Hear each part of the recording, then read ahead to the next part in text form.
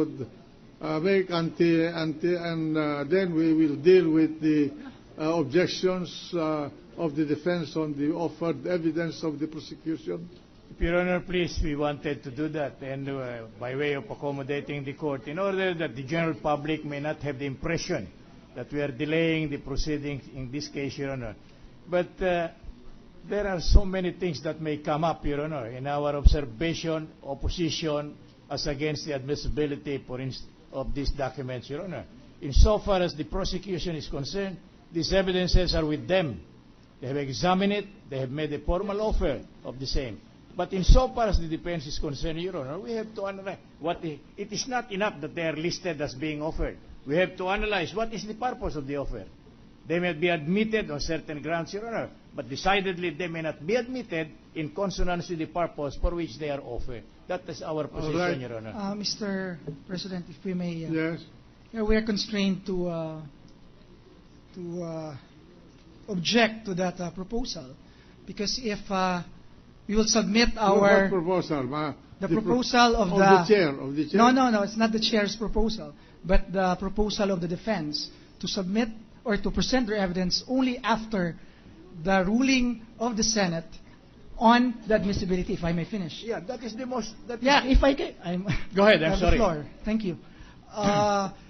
Because if that is so, Mr. President, we asked for 2 days to submit our formal offer of evidence, and that will be Friday. And the chair gave 5 days to the defense. And if you count that, it would be Wednesday. And from tomorrow until Wednesday, if we will follow the proposal, there will be no hearing. And to us, it is a waste of time of this honorable court. Many times, Mr. President, that is the position. That is the position of the prosecution. Your Honor, please, many a times we have been over-liberal and magnanimous to the prosecution, Your Honor. They come here, no evidence, no witness, the case is, the setting is postponed, Your Honor. And we had never been heard to complain, Your Honor. We had been very accommodating. Now, if they wanted a very strict application of the rules, we will meet them on head-on, Your Honor. But Mr. Well, there are various evidence here presented, documentary at that. If they are overruled, if they are rejected, why are we going to touch them in the presentation of our evidence, Your Honor? On the other hand, there is even a motion filed by us to suppress and or to delete from the records, Your Honor, the documentary evidence consisting of bank records, which we feel are in violation of the rule on regarding privacy pursuant to Republic Act 1405, Your Honor. Why will we be deprived simply because you wanted us to go the way you wanted to? There is nothing that the prosecution can impose upon this defense, Your Honor. We've never been unreasonable. Sir, I just have to respond to that. There's a statement. Yes, with respect to the prosecution not being prepared, to the prosecution not ready, and to me that's uncalled for. To us, I just want to put on record, Mr. President. I'll stake on the record of making. It's okay if you stake on the record, but Mr. President, we want to put on record that that is unfair, inaccurate statement. Well, and we submit to the discretion of our honorable presiding officer. All right. We cannot control this court cannot control the prosecution as well as the defense regarding their presentation of their respective positions on this impeachment trial. The defense is entitled to a reasonable time to prepare and assemble their evidence in order to present it orderly before this court. So, how many days after do you need to prepare for trial for the presentation of your defense? We have left that to the discretion of the Honorable Court, Your Honor. If after a ruling had been made, we are so ordered to present our evidence anytime, we will, Your Honor. We will abide very willingly. We will work fast to make rulings on the offered the evidence by the prosecution, so be ready. Thank you, Your Honor. Be ready. Thank you, Your Honor. Including the motion of the defense to exclude certain documents, yeah, the bank documents that floated around. So that's understood that you will file your written offer of your evidence formally to this court not later than Friday. We will do that, Next. Mr. President. And then, upon from the time you notify the defense of the filing of your written offer of your evidence to this court, then they will have 5 days also, not more than 5 days, inextendable, to submit their objections. So ordered. Thank you, Your Honor. When will be the hearing? Your Honor, may we inquire when will be the hearing, if that's the case, Your Honor? Can we set at least a tentative date so that we can also prepare, Mr. President? Mr. President. Mr. President. The majority floor leader. Yes, may we give the other members of the court a chance to decide on this on Monday, Mr. President, during the caucus, Yeah. to answer that particular question?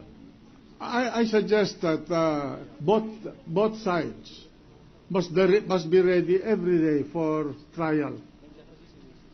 You see, I am sure that you have prepared this case very well on your parts, so that there's no need to appear being taken by surprise because we are going to call the case for trial at any given day. Mr. President, yes, we are ready, but every day. But may we be clarified if we have a hearing on Monday, if that's the case? No.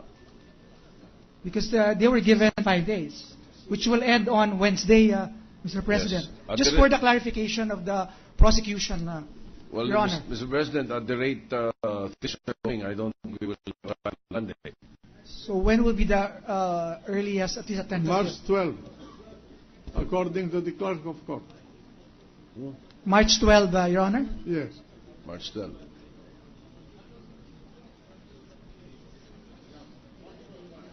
March 12. Next Monday.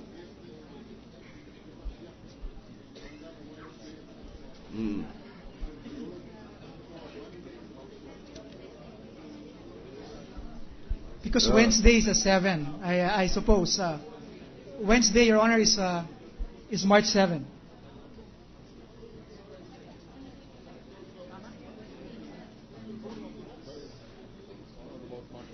We will be ruling on the offer on or about March 8th, which is a Thursday.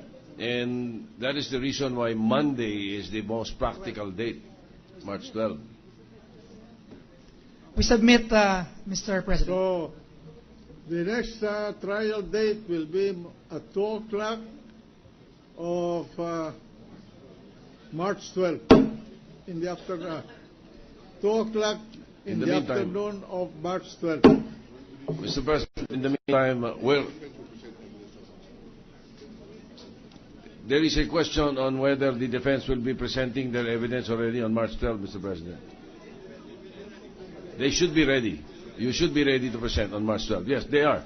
May we recognize Senator Escudero, Mr. President, and then Senator Santiago, then Cayetano, or Senator Miriam Defensor Santiago was to be The recognized lady first. senator from Iloilo.